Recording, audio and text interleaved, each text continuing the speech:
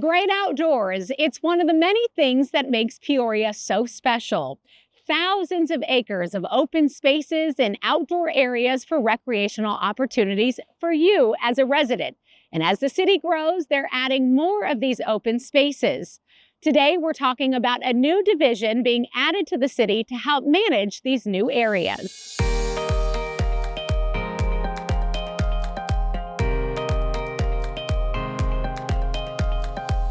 I've got the Director of Parks and Recreation, Chris Calcaterra, with me this morning talking about more.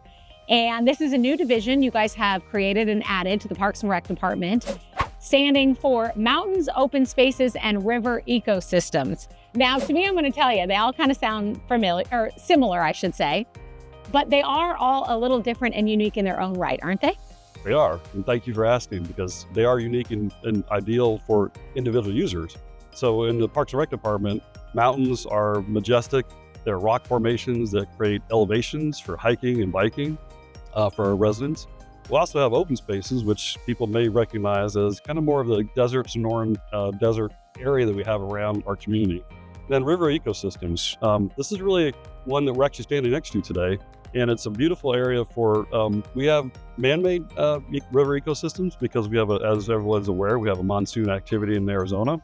So they create rivers and washes to actually allow water to make a confluence through the city, and it transverses across the city. So you can be in any part of the city and actually access a river corridor. Peoria has a lot of these three different areas dispersed throughout the city. I don't think people understand how much we actually have. Can you give me some numbers? We currently have 4 mountain parks in our system. And our smallest one is at 77 acres, and our largest one is Caldwell Butte at 77 acres, and our largest one is East Wing at 390 acres.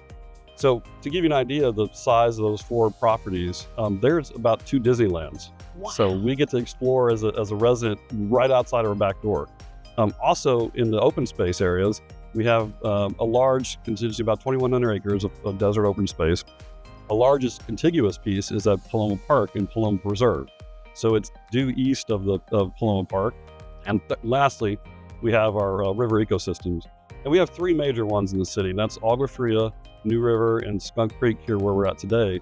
And these are literally right across from major entertainment centers, if you will, and allow that system to be able to be creative and allow wildlife corridors and passes. And that's about 600 acres that we have in our system today.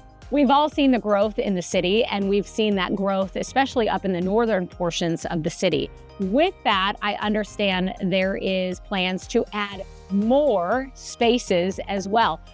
But with this comes the conservation and preservation of certain areas with all the development. Like, there's a plan for all of this.